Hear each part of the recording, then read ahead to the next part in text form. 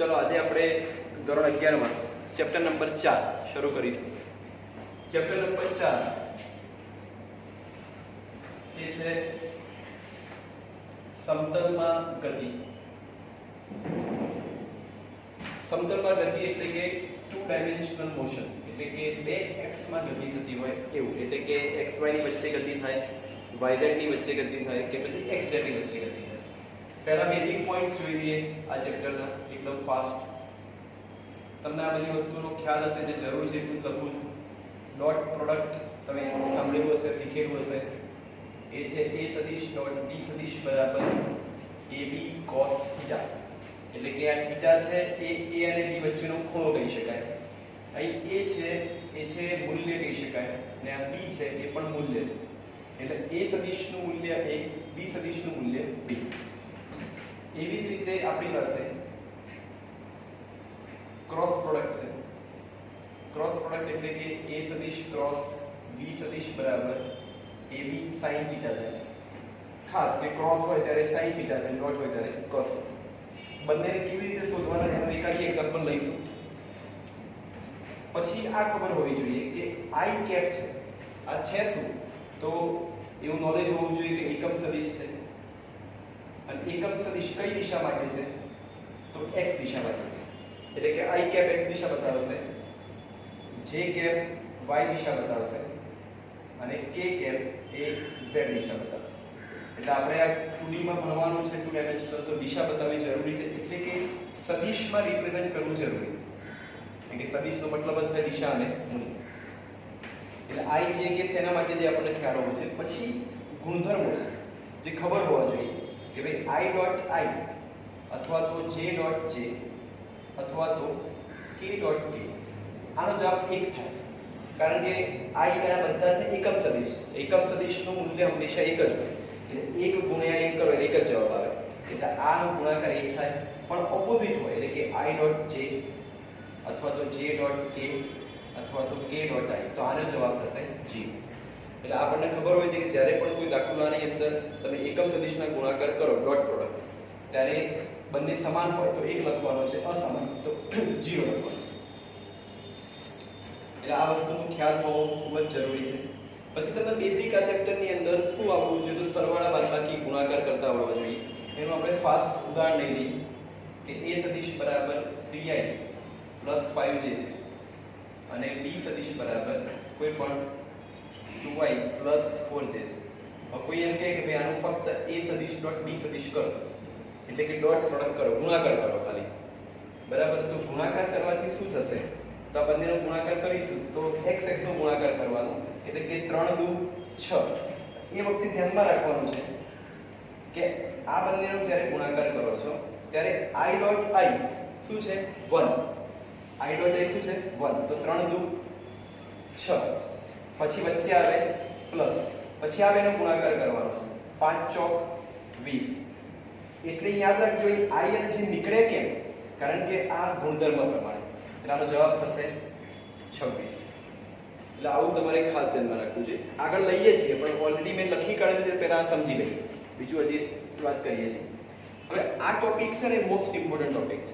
શેના માટેનો ટોપિક છે એનું ખાસ ધ્યાનમાં રાખવાનું કે જ્યારે સદિશો વચ્ચે ખૂણો આપેલો, તમે ઓબ્ઝર્વ કરો, આ a સદિશ છે અને આ b સદિશ છે। હવે આ બંને સદિશ વચ્ચે એક ખૂણો છે, કેટલો છે, તો થીટા। આ શબ્દ તમારા માટે મોસ્ટ ઇમ્પોર્ટન્ટ છે કે બે સદિશ વચ્ચેનો ખૂણો થીટા છે। એનો પરિણામી સદિશ એ એનો વિકર્ણ છે। આ તમને સમાંતર બાજુ ચતુષ્કોણ લાગતો હશે, સમાંતર બાજુ ચતુષ્કોણનો મેં જે આ ડ્રો કર્યો છે વિકર્ણ છે, અને એ વિકર્ણ છે એ શું છે, પરિણામી સદિશ। હવે ત્યાંથી શું જોવાનું છે કે જે આલ્ફા છે ને, આલ્ફા એ a સદિશ અને r વચ્ચેનો ખૂણો છે, એટલે કે કોઈ એક સદિશ અને પરિણામી સદિશ વચ્ચેનો ખૂણો કેટલો છે, આલ્ફા। હવે જો આ b હોય તો આ પણ b કહી શકાય, અને આ a હોય તો આ પણ a કહી શકાય, એટલે આ તમારો b સદિશ જ થશે। હવે તમે ઓબ્ઝર્વ કરો કે આ બીટા ખૂણો છે કોની વચ્ચેનો છે, તો b સદિશ અને પરિણામી સદિશ। એટલે ક્લિયર રાખવાનું છે કે બે સદિશ વચ્ચેનો ખૂણો થીટા છે, કોઈ એક સદિશ a સદિશ અને પરિણામી વચ્ચેનો ખૂણો આલ્ફા છે, અને b સદિશ અને પરિણામી વચ્ચેનો ખૂણો બીટા છે।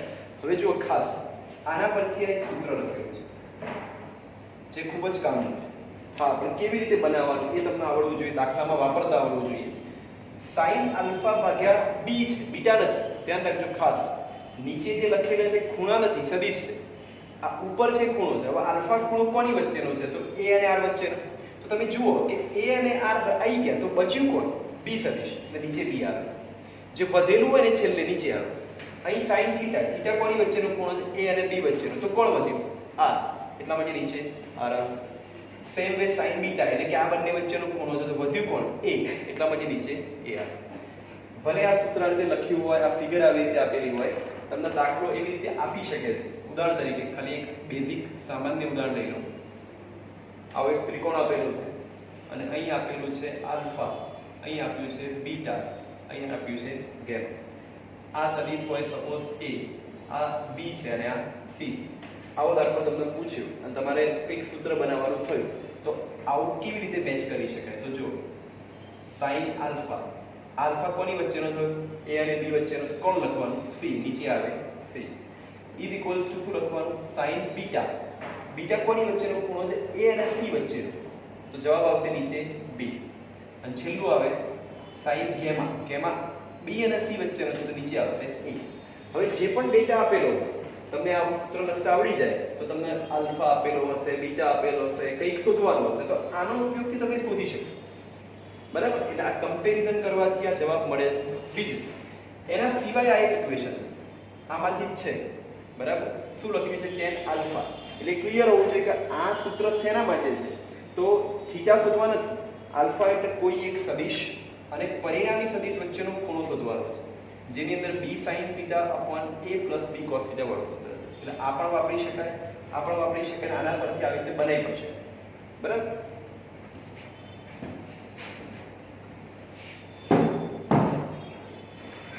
ચલો આપણે હવે થોડું આગળ વધીએ.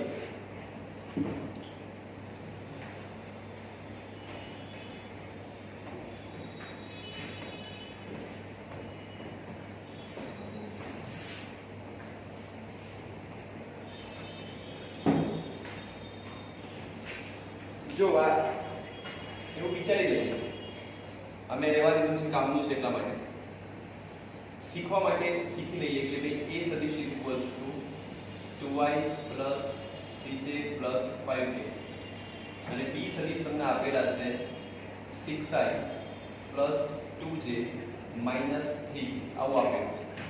અને તમને એવું કીધું છે આ બેઝિક છે, આવું નીટમાં પૂછાવાનું નથી. પણ કેમ શીખવાડું છું કે ઘણો બધો સમય થઈ ગયો છે એટલે કદાચ તમે ભૂલી ગયા હો તો એકવાર જોઈ લેવું જોઈએ ફટાફટ, જેથી કરીને આનો ઉપયોગ કરીને બીજા દાખલા આવડી શકે. એવો ક્વેશ્ચન છે કે a ક્રોસ b શોધો, એટલે કે ક્રોસ પ્રોડક્ટ શોધવાનું છે. મેં તમને વિડીયોમાં આગળ જ a સદિશ ડોટ b સદિશ શીખવાડી દીધું.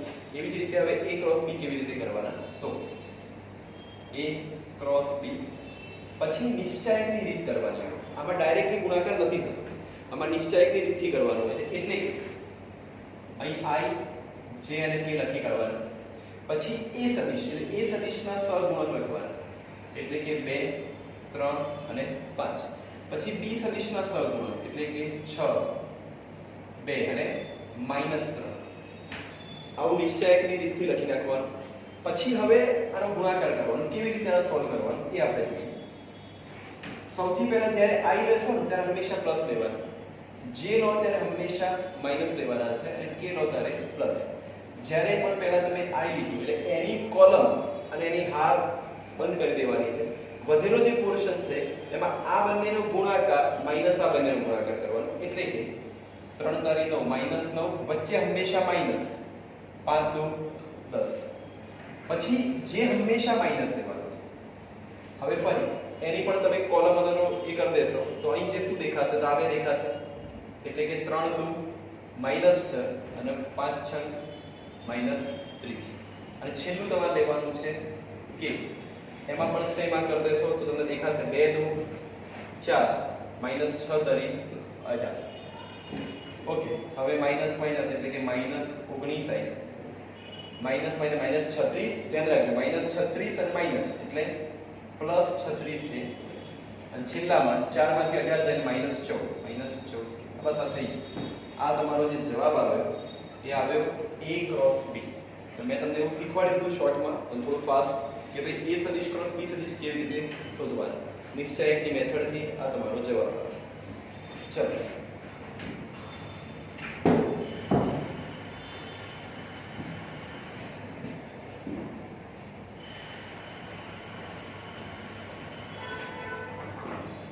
હવે જો એવું પણ છે કે ભાઈ આનું મૂલ્ય શોધવાનું છે.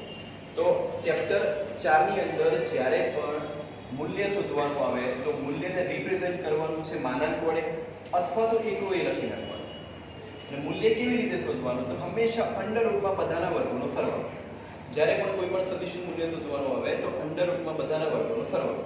એટલે કે 2 નો વર્ગ 4, 3 નો વર્ગ 9, 5 નો વર્ગ 25. એટલે 25 નો 34,038 એટલે √38 જવાબ. એટલે આ તમને એવું પણ શીખવાડ્યું કે કોઈ પણ સદિશનું મૂલ્ય કેવી રીતે શોધવાનું. તો તમને એ પણ ખબર હોય છે કે મૂલ્ય કેવી રીતે શોધવાનું. એટલા માટે તો આપણે હવે એક દાખલો જોયો કે a સદિશ ડોટ b સદિશ બરાબર ab cos θ છે. હવે જો આ જ દાખલાને આના માટે પણ ગણી શકાય. પહેલા બંનેનું શું કરવાનું છે? Dot product. પછી આ a કેવી રીતે શોધાય? તો આવી રીતે શોધાય, જે √38 આવશે. જેમ આ શોધ્યું એવું જ મેં b માટે પણ હું શોધી શકું છું. એ અહીં મૂકવાનું. a સદિશ ડોટ b સદિશ આ બધાનો ગુણાકાર કરવાનો, જે મેં તમને આગળ શીખવાડ્યું. પછી સૂત્રનો કરતા કોણ બનાવવાનું? cos θ ને. તો આ બંનેનો ગુણાકાર નીચે આવશે અને તમને મળશે cos θ બરાબર કંઈક. પછી તમારે થીટા કેવી રીતે શોધવાનો? તો તમને પેલી લોગ ટેબલ વાળી જે બુક હોય છે જેની અંદરથી તમને cos θ sin θ tan θ જોતા આવડવું જોઈએ. ના આવડે તો મને કહેજો, હું પછી કોઈ લેક્ચરમાં શીખવાડીશ. આવી રીતે તમે થીટા પણ શોધી શકો છો. આના સિવાય આ ચેપ્ટરની અંદર એક પ્રક્ષિપ્ત ગતિ કરીને ટોપિક છે. હવે એ ટોપિક તમે આઈ થિંક શીખ્યા જ હશો, પણ સપોઝ તમને ન આવડે તો તમારા વિડીયો એના પણ અવેલેબલ છે, તો તમે જોઈ શકો છો. એ બહુ ભારે ટોપિક નથી. એના ઇક્વેશન્સ યાદ રાખવાના છે. એ ઇક્વેશન સિવાય કશું એમાં નવું નથી, એમાં કશું શીખવા જેવું નથી એવું. આપણે ઇક્વેશન્સ તમને આવડવા જોઈએ.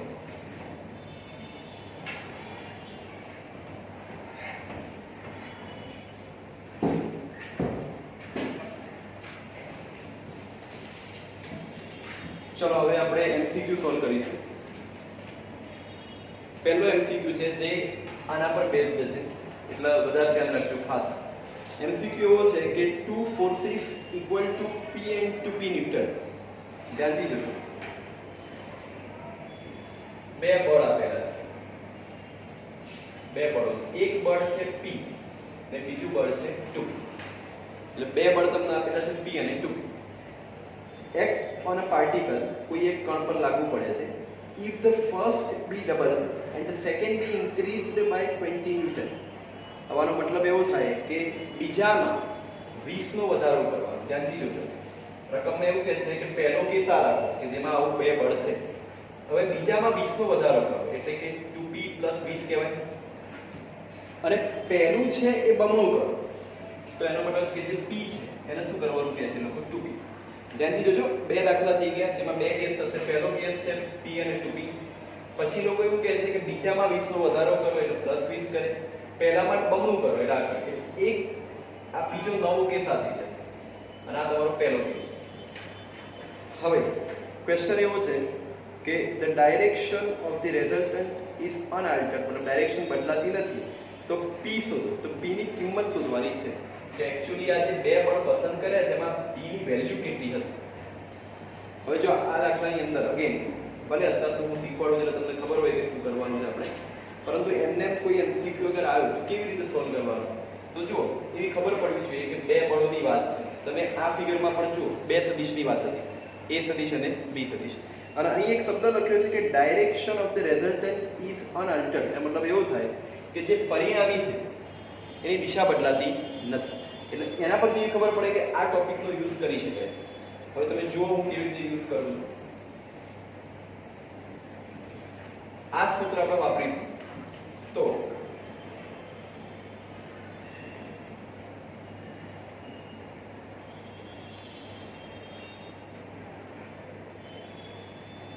ચલો ઓબ્ઝર્વ કરો. પહેલા એક એક વસ્તુ ક્લિયર કરીએ. અહીં આપણે શું હતું?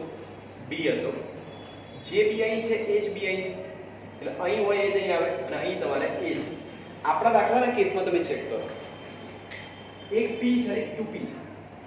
તો જુઓ, આ p છે ને એ a હોય અને 2p છે એ શું છે? b. હવે તમે મૂકી દો સામ સામે, જો b ની જગ્યાએ 2p મૂકો, મૂકી દીધું, a ની જગ્યાએ p મૂક્યું અને પાછું b ની જગ્યાએ 2p, એટલે ખાલી કન્વર્ટ કર્યું આપણા રૂલ્સ પ્રમાણે. આ તો વાત થઈ કેસ નંબર 1, એટલે એક નંબર મૂકી દઈએ. આનું સૂત્ર ફરી લખીએ કેસ નંબર 2 માં. ચલો ફરી લખીશું તો ધ્યાન રાખીશું. શું કરીશું, જે 2p હતું ને એ હવે 2p + 20 છે, એટલે જ્યાં તમે 2p રાખ્યું ત્યાં શું કરવાનું, 2p + 20 sin θ ડિવાઇડેડ બાય જ્યાં p છે તે હવે શું છે 2p, એટલે કે 2p પ્લસ, અને 2p ની જગ્યાએ શું છે તો 2p + 20 cos θ. ધ્યાનથી જોજો, મૂકવામાં ભૂલ ના થઈ જાય. બે અલગ અલગ કેસ છે. પહેલા કેસમાં જે હતું એ મૂકી દીધું, બીજા કેસમાં જે ચેન્જ કર્યું, મતલબ 2p થઈ ગયો એટલે 2p + 20, તો જ્યાં 2p છે ત્યાં 2p + 20 આવી ગયા, અને જ્યાં p હતા ત્યાં 2p થઈ ગયું. આટલું પહેલા કરી લેવું પડે. અને હવે મનમાં યાદ રાખવું છે કે શોધવાનું શું છે. કશો જ કોઈ ડેટા બીજો આપ્યો નથી, ડાયરેક્ટ તમને એવું જ કીધું p ની કિંમત શોધો.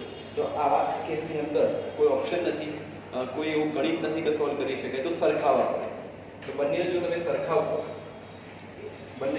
સરખાવશો તો શું લખાશે, 2p sin θ ભાગ્યા p + 2p cos θ is equals to 2p + 20 sin θ divided by 2p +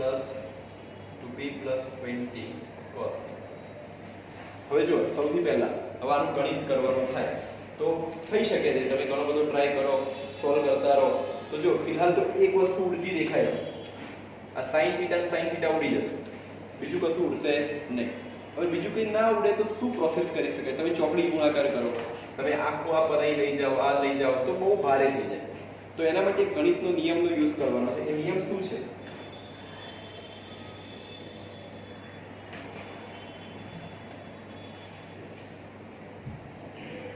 આવું કરી શકાય.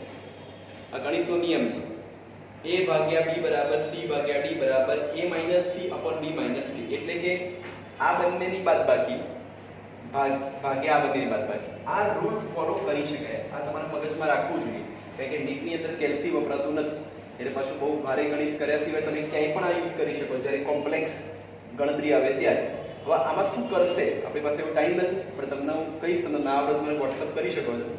a માઇનસ c એટલે આપણા માટે આ જે છે શું છે a, આ શું છે c, અને આ છે b અને આ છે d. તો આ બંનેની બાદબાકી કરવાની. એનાથી જુઓ, ખાલી હું તમને કહી દઉં છું, અહીં 2p sin θ છે, તમે આ sin θ અંદર ગુણી નાખો તો અહીં પણ તમને 2p sin θ મળી જશે.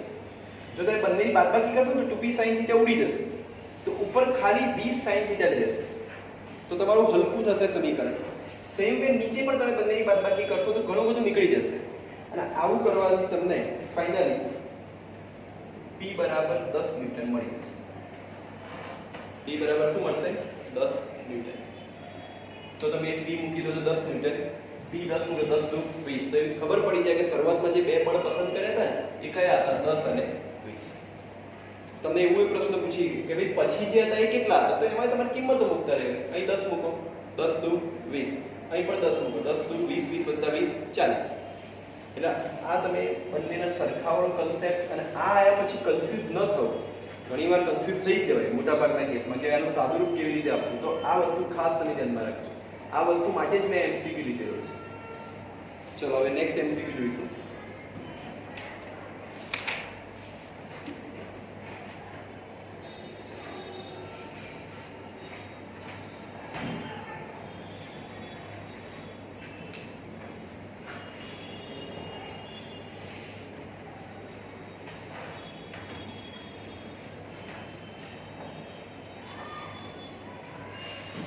ચલો ફરી આ જ ટોપિક પર એક એમસીક્યુ જોઈએ. બહુ જ સારો એમસીક્યુ શોધ્યો છે, મળ્યો છે.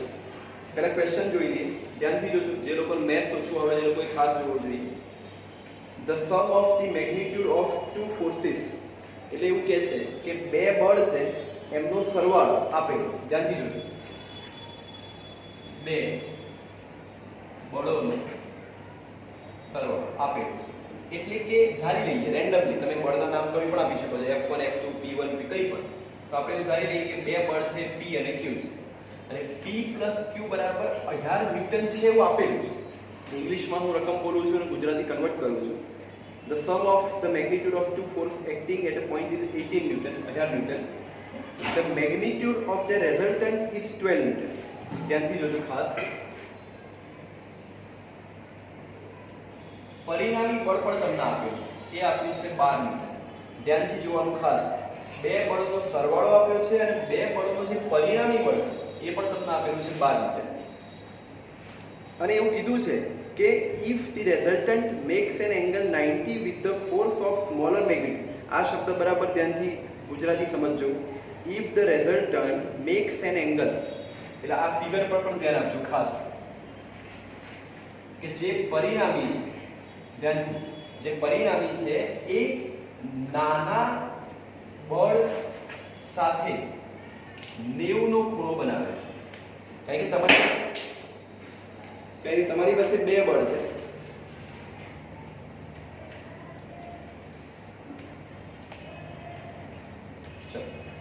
તમારી પાસે બે બળ છે. તમારી પાસે કુલ બે બળ છે. એમાંથી બંને બળ જે છે P અને Q, એમાં એક બળ નાનું છે અને એક બળ મોટું છે. એની વેલ્યુ આપણને ખબર નથી કારણ કે 18 જવાબ છે તો આ 12 હોઈ શકે, આ 6 હોઈ શકે, આ 10, આ 8 હોઈ શકે, આ 9 અને 9 પણ હોઈ શકે. તો નાનું બળ કયું છે ખબર નથી. હા, પણ જે છે એના જોડે પરિણામી કેટલો ખૂણો બનાવે છે? 90. એટલે એનો મતલબ કે આના કેસમાં જોઈએ ને આપણે તો કાં તો એ આલ્ફા હશે કાં તો એ બીટા હશે. કેમ? કારણ કે પરિણામી જોડે ખૂણો બનાવેલો આલ્ફા અને પરિણામી જોડે ખૂણો બનાવેલો બીટા. હા, પણ એ નાનો છે કે બી નાનો એ નથી ખબર આપણને. ઓકે, આગળ વધીશું. So what are the magnitude of the two forces? એટલે આપણે બસ આ શોધવાનું કે P ની કિંમત કેટલી છે અને Q ની કિંમત કેટલી છે. એટલે આ ક્વેશ્ચન છે. તો પહેલા તમને ક્વેશ્ચન ક્લિયર હોવું જોઈએ. ચલો હવે આ જ ઇક્વેશનનો યુઝ કરીશું. ધ્યાનથી જોજો ખાસ. લખી લઈએ પહેલા.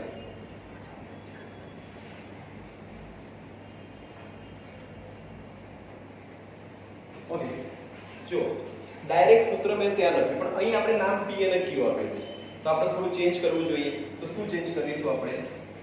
અહીં લખીશું Q, અહીં Q, અહીં લખીશું P. આ આલ્ફા ખૂણો તો ઠીક છે કે આપણે જે પસંદ કરીએ.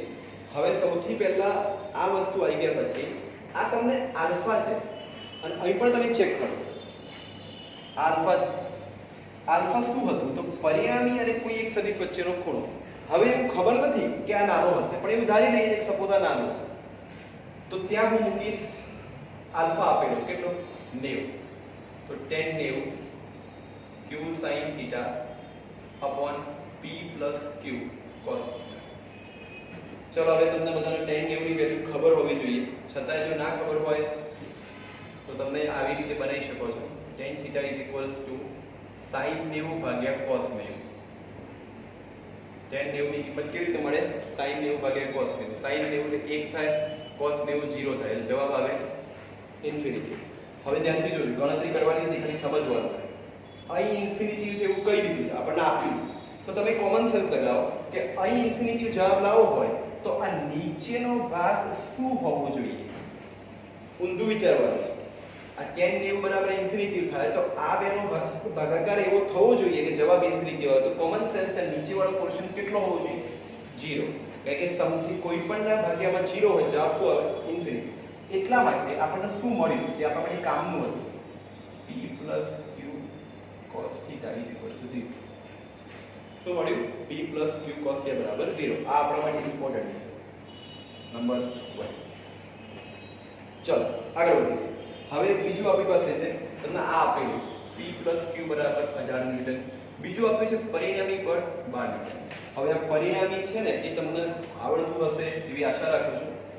પરંતુ એક સૂત્ર છે જ્યારે બે સદિશ હોય અને એમનો ખૂણો આપ્યો હોય તો પરિણામી કેવી રીતે શોધવાનું તેનું સૂત્ર છે b² + q² + 2pq cos θ = પરિણામ.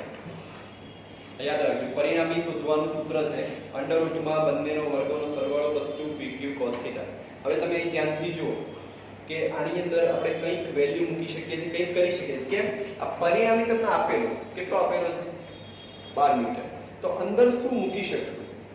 તો જો તમને હું ફરી ક્લિયર કરું છું, આ p² + q² છે, આ હેમિલ્ટન છે, એને આપણે શું નામ આપી દઈએ? r.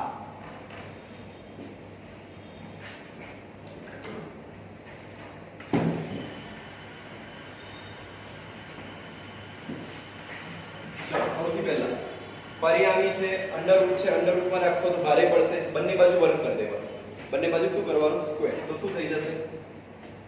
r² = p² + q² + 2pq cos θ. અહીં આવીશું આપણે, બરાબર? બંને બાજુ શું કરી નાખ્યું? સ્ક્વેર.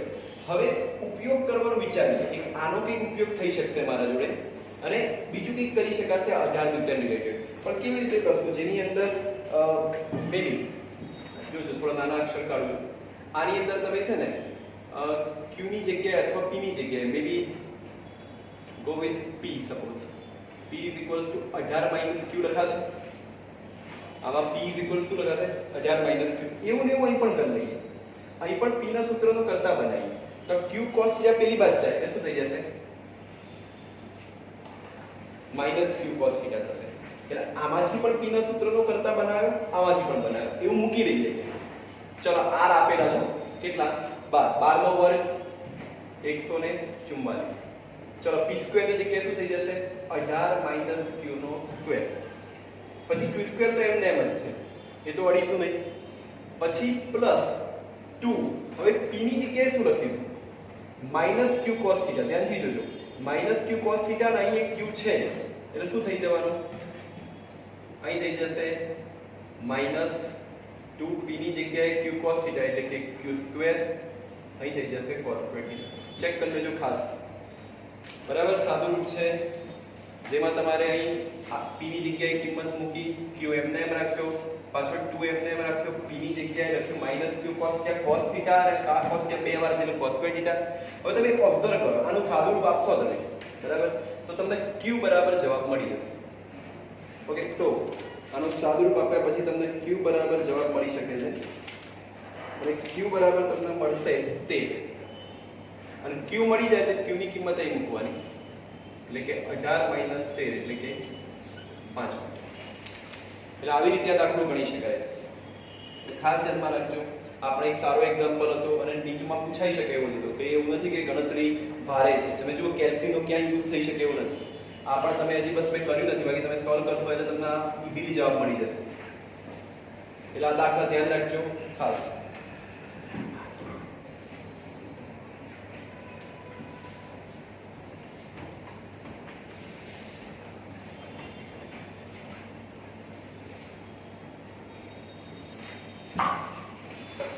ચલો હવે આગળ જઈશું.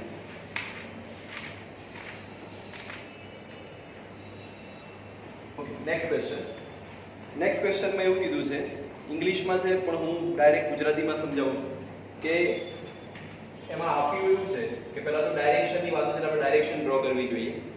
આ છે નોર્થ, સાઉથ, ઈસ્ટ અને વેસ્ટ. એવું કીધું છે કે ભાઈ એક હોડી છે, બોટની વાત છે, એની સ્પીડ આપેલી છે 18 km/h અને ક્યાં જાય છે? તો નોર્થ વેસ્ટમાં જાય છે. હવે નોર્થ વેસ્ટ આવો શબ્દ જ્યારે આપે એંગલ ના આપે, હંમેશા વચ્ચેથી જવા દેવાનું. આ નોર્થ છે, આ વેસ્ટ છે, એટલે એક્ઝેક્ટ એંગલ ના આપે તો એક્ઝેક્ટ સેન્ટરમાંથી જવાનું. એટલે આ કન્ફર્મ થઈ ગયું કે આ દિશામાં હોડી જઈ રહી છે અને એનો ઝડપ તમને આપેલી છે 18 km/h. બરાબર? પછી એવું કીધું છે કે જે દરિયા કિનારો છે અથવા જે કિનારો છે એ 15 ડિગ્રીનો ખૂણો બનાવે છે સાઉથ વેસ્ટ જોડે. સાઉથ વેસ્ટ જોડે 15 ડિગ્રી. સાઉથ વેસ્ટ જોડે કેટલો? 15 ડિગ્રી ખૂણો બનાવે છે. આવું આપેલું છે. હવે તમને જાતે જ ખબર પડી જાય કે આ તમારો કિનારો અને આ તમારી હોડી, આ વચ્ચેથી ભાગ પાડીને આ કેટલી હોય? 45 જ હોય. અને આ પણ કેટલું હોય? 45 જ હોય. હવે કોઈ એમ કે આ હોડી અને આ કિનારો વચ્ચેનો ખૂણો કેટલો થાય? 60. એટલે 45 + 15. અહીં તમને પ્રશ્ન એવો પૂછ્યો છે કે ઘટકો શોધવાના છે. શું કીધેલું છે? ઘટકો. તો અગેન શીખવાડેલું છે આ જે વસ્તુ છે ત્યાં થશે 18 cos 60. કેમ? આ 18 ની સ્પીડે જાય છે અને આ તમારો θ હોય ત્યાં cos θ લાગે, એનાથી 90 ડિગ્રી પર શું લાગે? sin ઘટક. હવે 90 ડિગ્રી એટલે શું? તો અહીંથી વિચારો કે આ 60 છે તો બીજું 30 લઈ શકાય. એટલે અહીં જે હશે ઘટક એ લખાશે 18 sin 60. તો ધ્યાનથી જોજો કે આ તમારો કિનારો, આ તમારી હોડી, આખો ખૂણો 60, આ થીટા છે, આ થીટા જે 60 છે ને એ તમારો થીટા છે. તો આ ઘટક કયો થશે? cos θ એટલે કે 18 cos 60. એનાથી 90 ડિગ્રી પર 18 sin 60. બસ પછી તો આનું ગણતરી આવડશે. 18 sin 60 એટલે 1/cos 60 એટલે 1/2. શું જવાબ આવશે? 9. આમાં પણ 18 sin 60 એટલે √3/2. The 9√3 is your answer. એટલે આવા શોર્ટ ક્વેશ્ચન પણ પૂછતા હોય છે. આવા તમે જોઈ શકો છો કે કોઈ પણ પ્રકારનું ગણતરી કોઈ છે નહીં, ખાલી એની રકમ એક નાનકડી ફિગર ડ્રો કરવાની અને તમને કોઈ પણ ઘટક કે જે પણ માંગ્યો હોય તમે આપી શકો છો. ચલો આગળ જઈશું. Next question.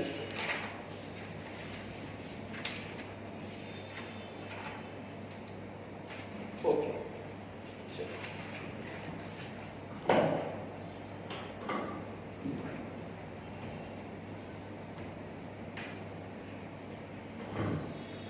તો જે નેક્સ્ટ ક્વેશ્ચન બહુ જ સારો છે. જોતા દ્રષ્ટિએ બધા લોકોને છે ને ડોટ પ્રોડક્ટ અને ક્રોસ પ્રોડક્ટ આવડતું છે, તેમ છતાં આ દાખલો ન આવે. ક્વેશ્ચન શું છે? a સદિશ is equals to i cap minus j cap minus 3k cap. પછી તમને આપેલો છે b સદિશ, ધ્યાનથી જોજો બધા, 4i minus 3j plus k cap, અને એક c સદિશ આપેલો છે 3i minus j cap plus 2k. આ ત્રણ સદિશ આપ્યા છે. ક્વેશ્ચન શું પૂછ્યો છે કે જો આ ત્રણ સદિશો ત્રિકોણ બનાવે તો એનું ક્ષેત્રફળ શોધો. ક્વેશ્ચન એવો છે કે આ જે ત્રણ સદિશ છે એ ત્રિકોણ બનાવે તો ક્ષેત્રફળ શોધો. આવું આપણે ચોપડીમાં ક્યાંય છે જ નહીં, બરાબર? તો આવા કેસની અંદર શું કરવું? તો બેઝિક નોલેજ હોવું જોઈએ. ત્રિકોણ કયો છે એવું કશું કીધું નથી, બરાબર? કાટકોણ ત્રિકોણ છે કે સમબાજુ ત્રિકોણ છે કઈ, તો તમે તમારી જાતે એક ત્રિકોણ લઈ લી. તમને એવું બેઝિક ખબર છે કે ત્રિકોણના ક્ષેત્રફળનું સૂત્ર 1/2 પાયો ગુણ્યા વેધ થાય. હવે તમને એ પણ ખબર છે કે પાયો એટલે BC અને વેધ એટલે AB. એટલે આ પણ એક ખબર હોવી જોઈએ. આના પરથી હવે તમે શું મોડિફિકેશન કરશો આની અંદર, તો તમારું મોડિફિકેશન આવું થશે 1/2. ધ્યાનથી જોજો ખાસ શું લખી કાઢ્યું મેં. 1/2 પાયો. પાયો એટલે કે પાયો એટલે કે BC અને અહીં આવે B. સરખું જ. તો પાયો ગુણ્યા વેધ. હવે માનાંક કરે એનો મતલબ કે મૂલ્ય, અને વચ્ચે ક્રોસ કર્યું એટલે કે ક્રોસ પ્રોડક્ટ. હવે ક્રોસ પ્રોડક્ટ કરતા મેં તમને આવડે શીખવાડ્યું, હા, પણ તમારે ક્રોસ પ્રોડક્ટ આ બેનું નથી કરવાનું. તમારે કોનું કરવાનું? BC અને BA. એટલે એનો મતલબ કે તમારે આ ત્રણનો ઉપયોગ કરીને પહેલા BC અને BA શોધવા પડે. હવે એ કેવી રીતે શોધવાનું? જો કોઈને BC સદિશ શોધવો હોય, આવું કદાચ તમે ધોરણ 12 ભણી ગયેલા છો, બધાને ખબર હશે, એવું ઘણી જગ્યાએ થિયરીમાં આવ્યું, આપણે આવું શીખેલા છો તમે, બરાબર? તો અહીં આપણે શું કરી શકાય? તો ધ્યાનથી જોજો. અહીં આના જેવું નથી હોતું, અહીં આવું લાગશે, અને અહીં બીજું તમે BA શોધશો તો અહીં આવશે A minus B. એટલે તમારે BC શોધવું હોય તો C માંથી B બાદ કરવાનું છે, અને BA શોધવું હોય તો A માંથી B બાદ કરવાનું. બાદબાકી કેવી રીતે કરવાની? એ ડાયરેક્ટ જોઈને જ કરવાની છે. C માંથી B એટલે 3 માંથી 4, x ની બાદબાકી છે, 3 માંથી 4 જાય તો -i. પછી આમાંથી આ બાદબાકી કરવાની છે. હવે -1 અને એમાંથી માઈનસ, પાછો -3 એટલે વચ્ચે +3 એટલે અહીં આવશે 2j. પાછું આ બંને બાદબાકી એટલે કે 2 માંથી 1 જાય 1 એટલે અહીં આવે 1. એવી જ રીતે a minus b, a માંથી b બાદ કરવાનું છે, 1 માંથી 4 જાય -3i, -1 -3 એટલે કે -1 માઈનસ માઈનસ +3 એટલે કે